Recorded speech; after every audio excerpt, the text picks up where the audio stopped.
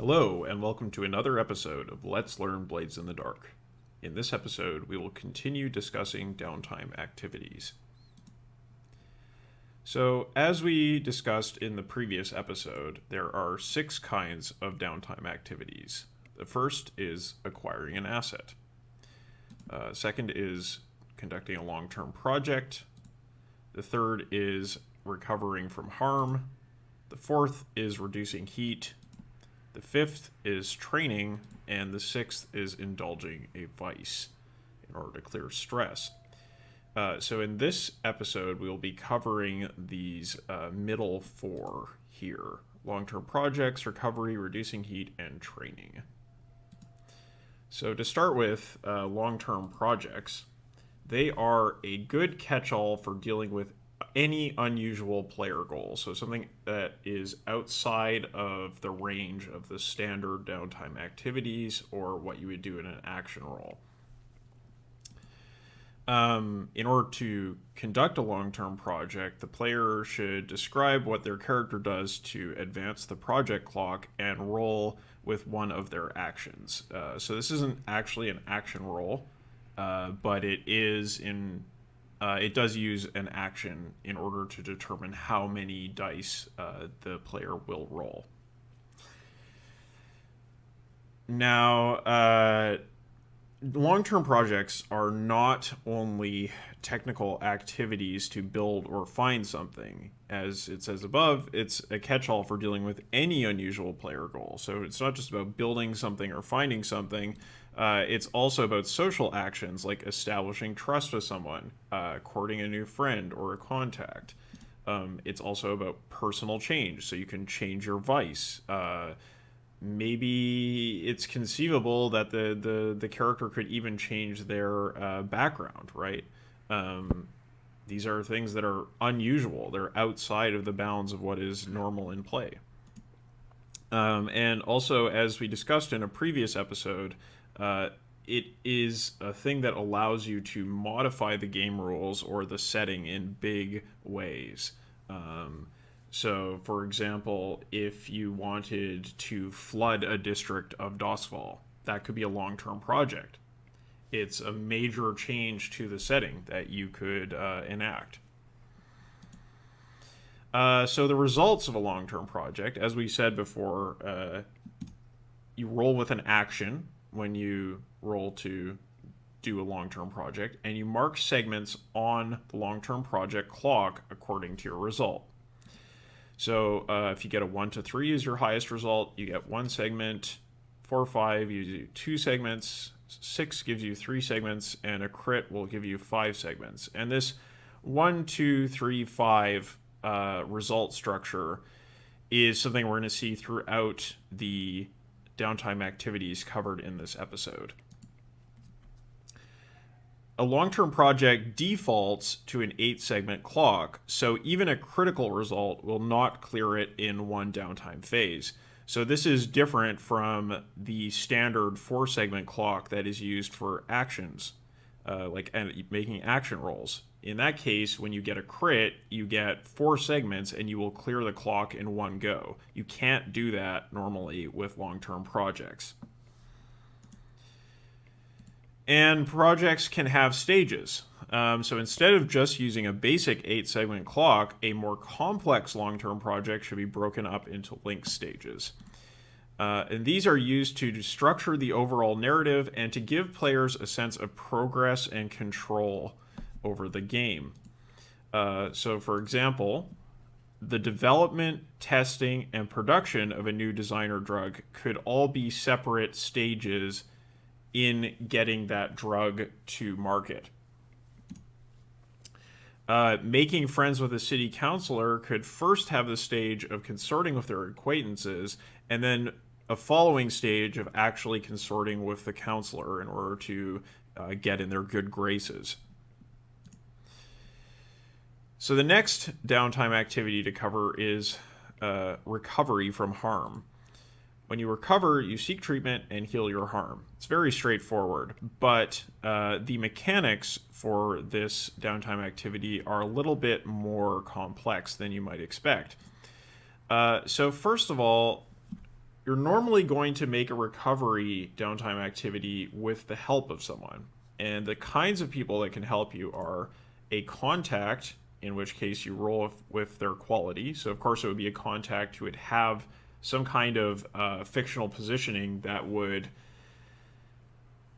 suggest that they can help you with this, right? They're a healer, or they're someone with access to healers, or what have you. It could also be a PC with the Physiker ability, and in this case, that PC, the Physiker, will roll with Tinker to help the patient recover. It can also be a healer that has been hired with an acquire asset activity. And so when you acquire the asset, you make your roll, you determine the quality, and then you roll with that quality to make the recovery activity happen. In addition to getting help, a PC can heal themselves if they have the Physiker ability, but they must spend 2 stress to do so. So the way this is set up, it encourages the player to seek out help and form more connections with either other PCs or with NPCs. And so it's not just something that they are doing on their own, which is really not very fictionally interesting.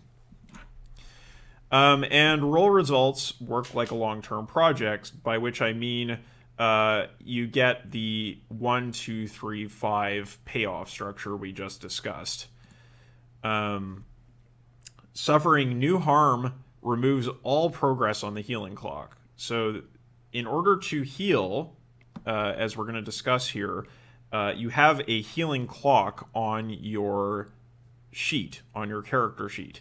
And the results I just mentioned, the 1, 2, 3, 5, are how many ticks you make on your healing clock.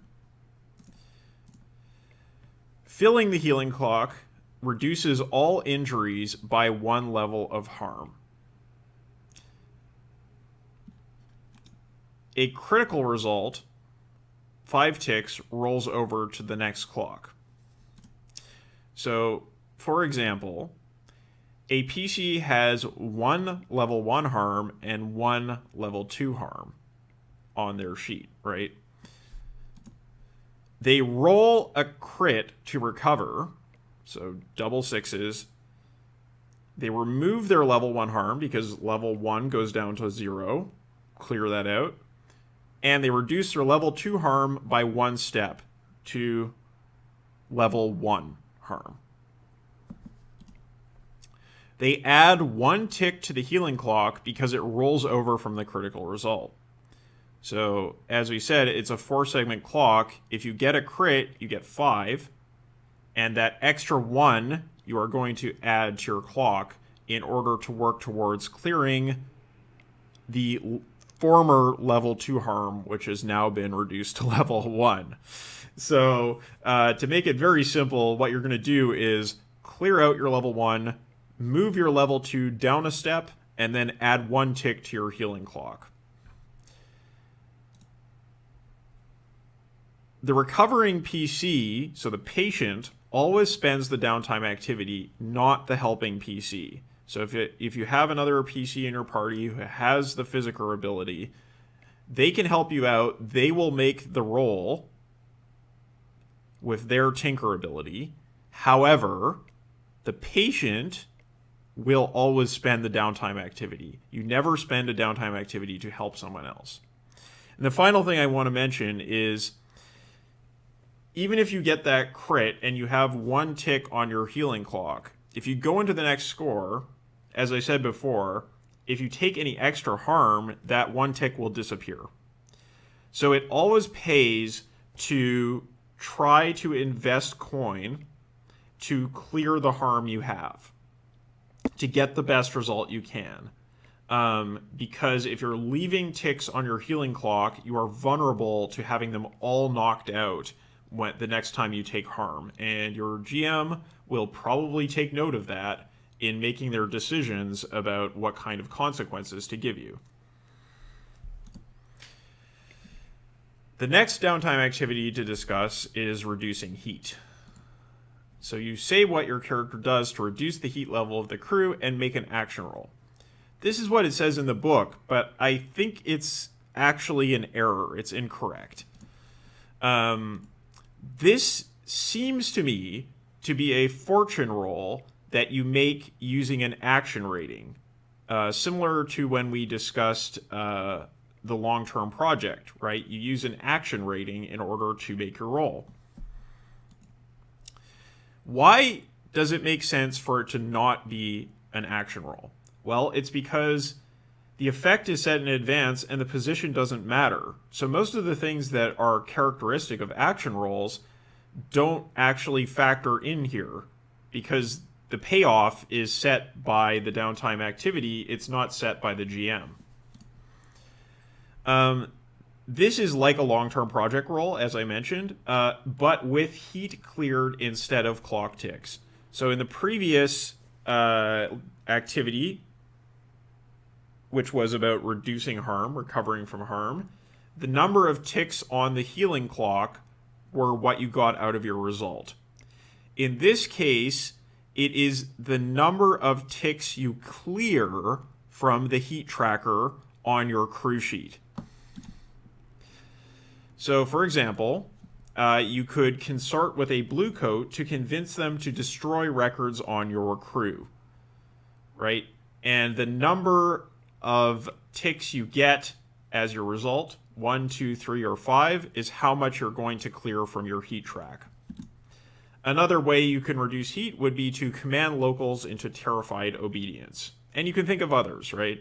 There are creative ways you can use to reduce your heat. And it's not always with the blue coats, it's not always with the locals, it could be with another faction that you have a beef with, right? There are a lot of options. You should get creative with it. This can be an excellent hook for some cool scenes in Downtime. And our final Downtime activity to discuss today is training. Training, yes. So it's really simple. You spend a downtime activity, you get an XP for an attribute or for a playbook advancement. If you have the crew training upgrade in one of these things, then you get 2 XP. So you double up. The important thing to note is that you can train a given XP track only once per downtime. That does not mean you can only train once per downtime. You just can't double up on a single track. So you can't say, I want to train prowess, and now I want to train prowess again. So for example, you can spend 2 downtime activities, you get 1 XP towards prowess, and then you spend another XP towards playbook advancement. It's just you can't focus in that much. This is to pace the game, obviously. You don't want to have characters invest in the thing they use the most every downtime and then just become overpowered, because that's not fun. So it's spreading it out, it's making characters more well-rounded, and it's also pacing advancement through the game. So in the next episode, we will cover the final downtime activity in some depth, and that is indulging vice. I will see you then.